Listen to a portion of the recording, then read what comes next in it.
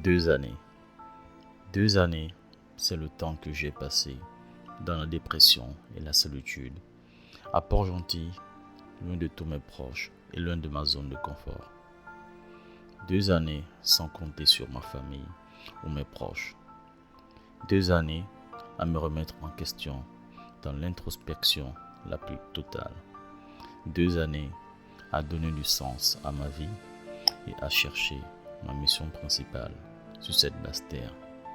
2 années à l'écart de ma famille et de mes plus proches fidèles. 2 années à travailler sur la connaissance de mon moi intérieur. 2 années à chercher à me reconstruire mentalement, physiquement et spirituellement. 2 années à me reconnecter aux valeurs traditionnelles de nos ancêtres. Que ce fut difficile ces 2 années d'introspection. Ça a été une vilaine période, mais cela est maintenant derrière moi.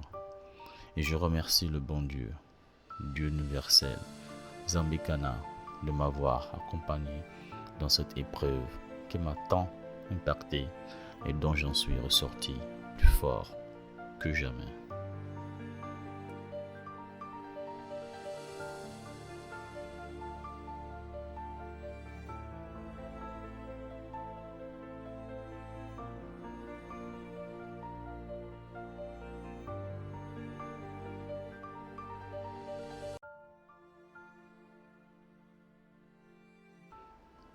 Il est vrai que j'ai eu du mal à surmonter ma dépression. Et au sortir de cette situation, d'autres défis se sont dressés devant moi. La confiance en moi, m'aimer de nouveau et aimer la vie a été une nouvelle épreuve pour moi.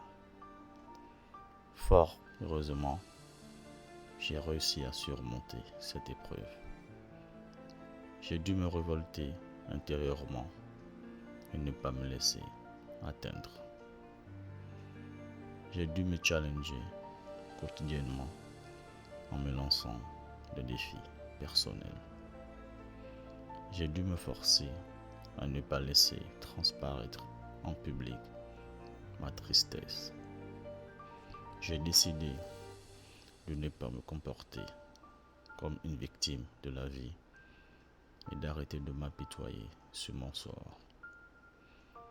J'ai pu canaliser mes émotions par le biais du sport, de l'amour, de la méditation et de la spiritualité.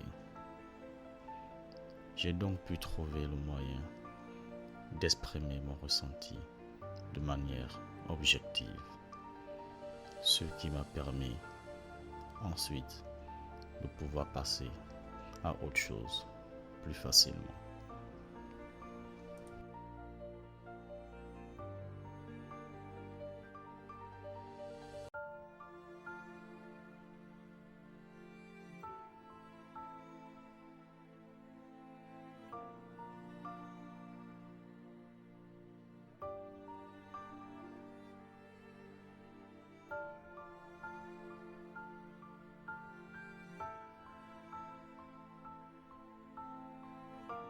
« 2023, année de tristesse et de deuil à la chaîne. Que ce fut difficile émotionnellement. Je crois que c'est l'une des années les plus dramatiques de ma vie après 2006, qui a vu mon oncle rendre également l'âme. Nguema Abagagi Marcel, collègue de promotion brillant. Jean Lero Bameyege, École Polytechnique de Mansoko. C'est un énième hommage que je te rends. Que la terre te soit légère.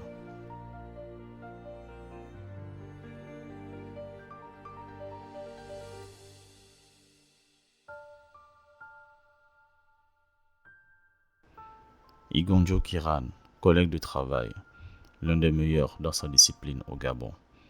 Je te rends encore un vibrant hommage et te remercie de m'avoir accompagné dans mon intégration.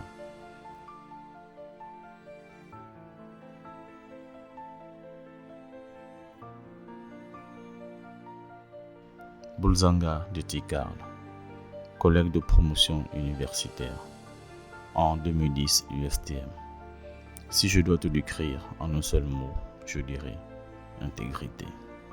Oui, tu avais le don de rassembler, de partager ton humeur positive autour de toi. Je n'oublierai jamais ta simplicité et ta droiture. Tel un Valkyrie qui chevauche pour atteindre le Valhalla, j'espère que tu as trouvé ta place parmi les tiens dans l'au-delà. Je crois que cette année est définitivement gravée en moi comme une encre indélébile.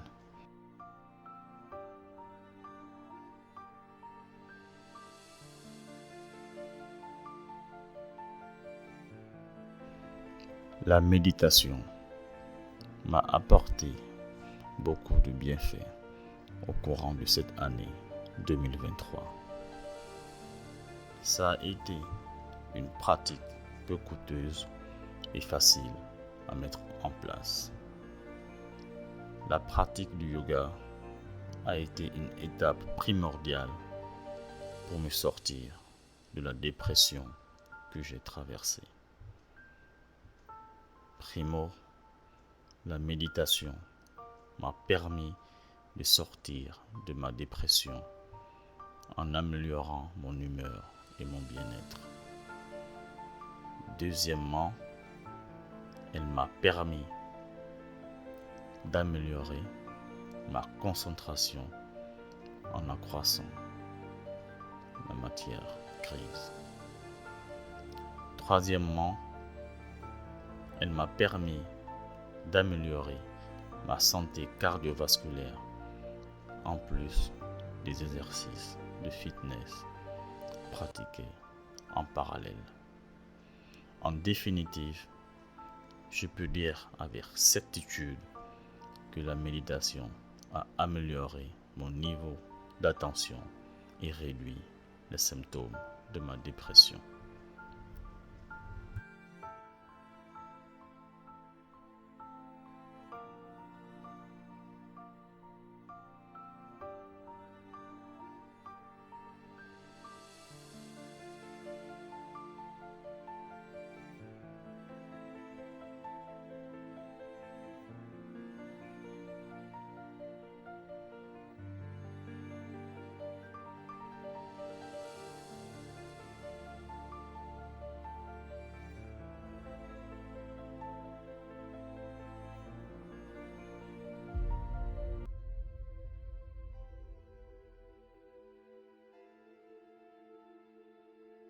Comme le phénix qui, pour renaître, a besoin de passer par le feu destructeur, j'ai connu des événements difficiles, mais ces épreuves m'ont fortifié et ont contribué à forger mon moral. Encore une fois, la méditation et la pratique du yoga m'ont beaucoup aidé à relever la tête. Oui, j'ai beaucoup travaillé sur la connaissance du moi intérieur, car me connaître moi-même m'a permis de mieux me concentrer sur mes proches et mener à bien ma mission principale sur cette terre. Parfois, on prête trop de l'attention à des choses secondaires sans se soucier de notre bonheur personnel et de celui de notre entourage proche. Oui, aujourd'hui, j'avoue que je me suis beaucoup éloigné de certaines connaissances car l'amitié sincère, la vraie amitié, n'était pas réciproque. Il y a encore quelques mois en arrière, j'ai regardé le nombre d'amis sur Facebook. Plus de 1000 amis. Mais en vrai, si on est sincère avec soi-même, on en a à peine une dizaine d'amis qui peuvent être comparés à nos frères de sang. La vie est courte, très courte. Ne gâchons pas le temps à vivre celle d'une autre personne. Passer du temps à chercher l'attention des autres est une perte de temps. Cette année, j'ai beaucoup appris des enseignements de Jaggi Vasudev, mieux connu sous le nom Sadhguru, qui est un gourou mystique indien et maître yogi, notamment la renaissance à l'aube de ma 33e année passée sur Terre. D'après son expérience, pour certains à 33 ans, la vie décolle en termes d'énergie et de réussite, tandis que pour d'autres, c'est le début de la crise de la quarantaine. Pour mon cas, je pense que son enseignement m'a été très bénéfique pour me relancer spirituellement, mentalement et physiquement à 33 ans. Et malgré les épreuves difficiles traversées, j'ai aussi connu du succès et de la réussite, notamment le lancement de business personnel, une très belle révalorisation salariale et surtout une belle rencontre inattendue. L'amour. Recevoir de l'amour et en donner en retour. Tellement simple mais difficile à appliquer dans certaines circonstances. De base, je suis une personne très émotive et sentimentale, mais ayant un très fort caractère, je ne le montre généralement pas en public. L'amour. En vrai, je ne croyais plus en ce mot et me laissais tenter par des relations éphémères lorsque je rencontrais une fille. J'avais presque prêté serment pour mener une vie libre et rester célibataire. Mais depuis maintenant 2 ans, le bon Dieu m'a permis de faire une rencontre exceptionnelle. Une fille dont tous les qualificatifs du dictionnaire ne suffiront pas pour décrire cette merveilleuse personne que j'ai croisée sur mon chemin. S'il fallait choisir des mots pour la décrire, je dirais respectueuse, joyeuse, énergique, entreprenante, rien que ça. Au-delà de la beauté physique que beaucoup privilégient, ce sont ces descriptifs que j'ai depuis perdu et retrouvé en elle qui m'ont permis de me ressentir vivant. Je la remercie d'avoir cru en moi et de m'avoir accepté comme conjoint et bientôt époux pour cette vie et celle d'après.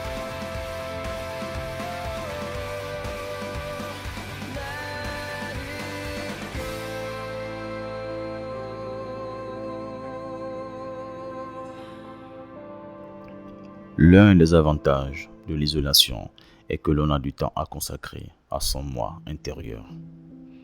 La chèvre de ma mère de Robert Kanyama. J'avais déjà des échos de ce best-seller africain qui fait penser à l'autre best-seller américain, Père riche, Père pauvre de Robert Kiyosaki. Dans un contexte typique africain, l'auteur explique les principes fondamentaux pour devenir riche à partir de zéro. Et donc à partir de $50 prix d'une chèvre à son époque. Je vous recommande vivement de lire ce livre qui en vaut la chandelle et vous permettra d'adopter un autre mindset pour développer vos finances. Les secrets d'un esprit millionnaire de Harv Eker. Encore un livre d'éducation financière dans lequel l'auteur explique les causes du succès financier. Il partage les clés pour penser et réussir comme les riches. Il donne des pratiques et stratégies pour maîtriser le jeu de l'argent et s'enrichir. L'effet cumulé de Darren Hardy. Dans ce livre, l'auteur définit l'effet cumulé, qui est un principe impliquant une notion importante de durée et de long terme. Comment réaliser de petits changements bout en bout pour enfin arriver à une évolution plus conséquente. The Lean Startup de Harris Rise. L'auteur propose des techniques de management pour permettre aux entreprises d'ajuster en permanence leur trajectoire, notamment la boucle de feedback, produire, mesurer, apprendre, ce qui permet à la startup de savoir s'il est temps de pivoter ou au contraire, s'il vaut mieux persister dans la même direction. L'enfer du virtuel de Sébastien Vaz. Excellent livre et très utile dans un monde où les interactions sociales deviennent de plus en plus virtuelles. Comment faire usage et redécouvrir la communication naturelle pour sortir de l'isolement technologique. Steve Jobs de Walker Isaacson. Steve Jobs, véritable révolutionnaire de l'ordinateur personnel et du smartphone, c'est une personne qu'on ne présente plus quand on connaît la marque Apple. L'auteur Walker Isaacson retrace la vie de Steve, qui était un génie avec une imagination instinctive et spontanée. Une pensée pieuse pour ce monsieur. Can't Hurt Me de David Goggins. Plus rien ne pourra me blesser en français. Excellent livre que je recommanderai à tous ceux qui ont traversé des épreuves difficiles. Ce gars, c'est l'exemple même de la résilience et du travail. Dans son livre, il explique comment il est passé d'obèse à la vie triste à athlète reconnu mondialement pour sa discipline de fer et sa force mentale inégalée. Il invite chacun à dépasser ses limites, s'approprier sa peur et ainsi vivre son plein potentiel. Merci David pour ce livre qui m'a libéré mentalement et physiquement. Ta deuxième vie commence quand tu comprends que tu n'en as qu'une de Raphaël Giordano. Ce roman mêle habilement fiction et technique de développement personnel pour nous enseigner à travers une narration agréable, une multitude d'outils simples pour pas à pas retrouver joie et épanouissement, transformer sa vie et repartir à la conquête de ses rêves. Merci Raphaël pour ce superbe roman qui m'a permis de me ressentir vivant de nouveau. Le pouvoir du moment présent de Eckhart Tolle, un véritable guide d'éveil spirituel unique en son genre. Ce livre m'a aidé à trouver la paix intérieure et à me sentir plus épanoui dans ma vie. Au cœur de ce livre se trouvent les techniques simples de transformation de la conscience. En vivant l'instant présent, j'ai pu transcender mon ego et accéder à un état de grâce, de légèreté et de bien-être. Ce livre est absolument mon coup de cœur de l'année 2023 et je vous le recommande fortement. Merci Eckhart pour cette masterclass littéraire.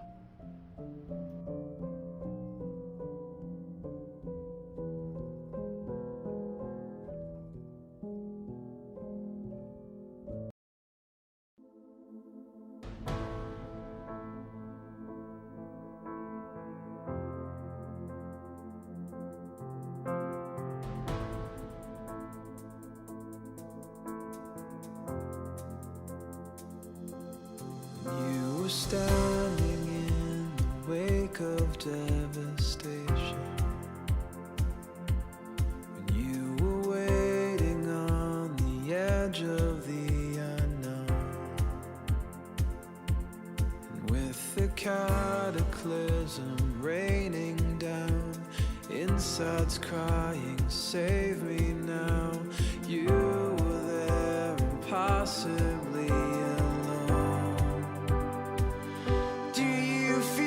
frustration.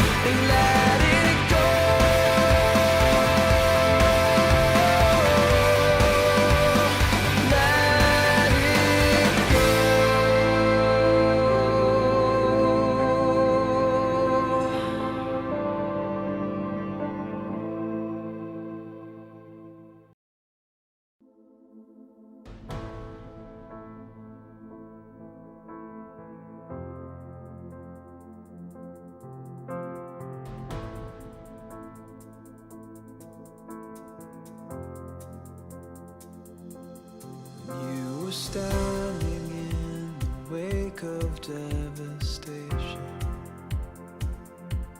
when you were waiting on the edge of the unknown, and with the cataclysm raining down, inside's crying, save me now. You were there, impossibly alone.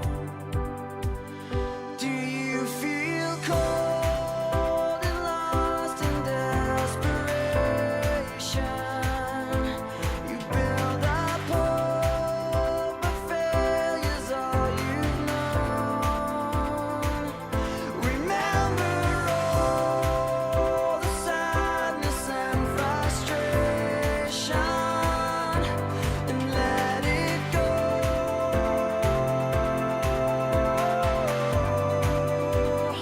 Let it go.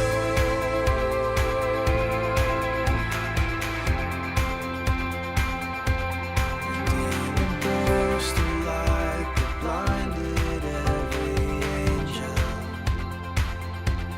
as if the sky had blown the heavens into stars.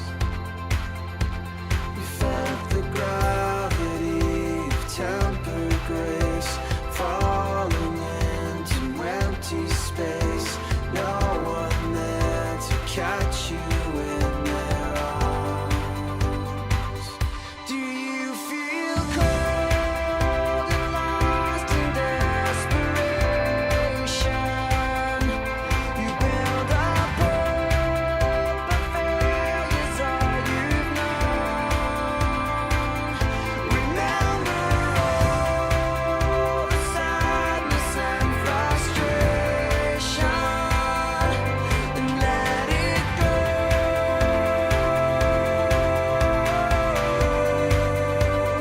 Let it go.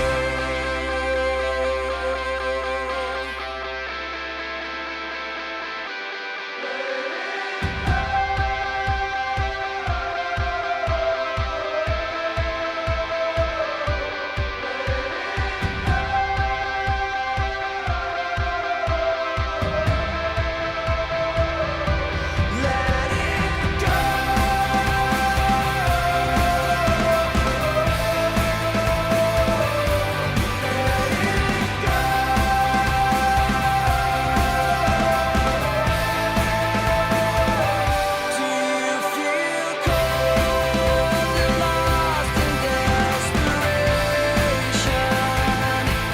You build up hope, but failure's all you've known.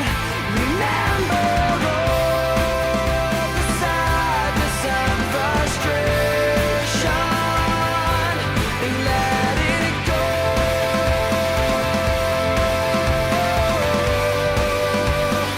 Let it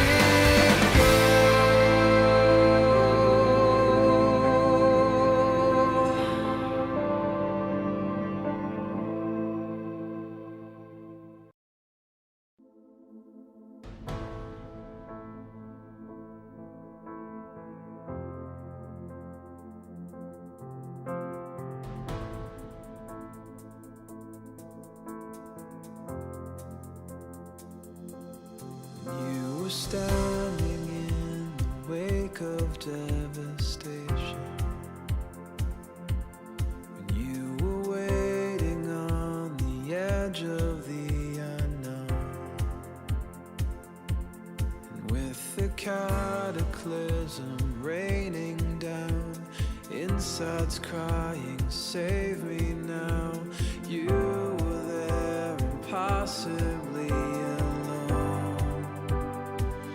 Do you feel cold and lost in desperation?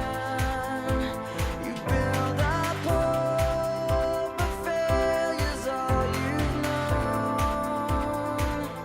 Remember all the sadness and frustration, and let it go.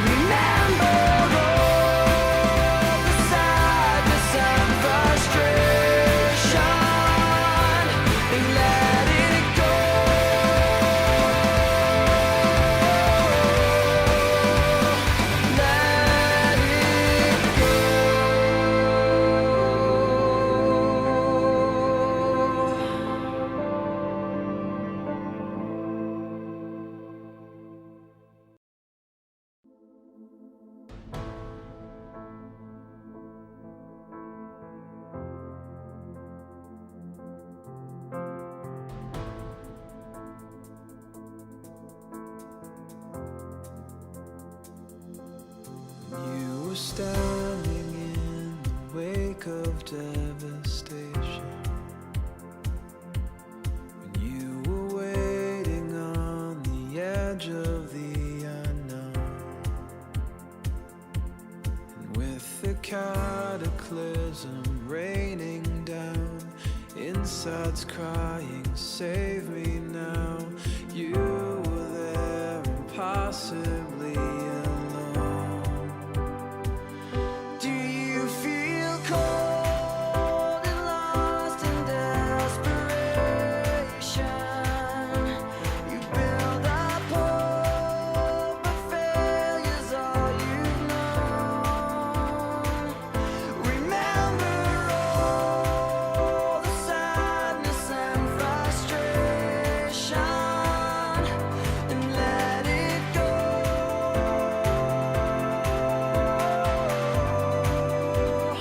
Let it go.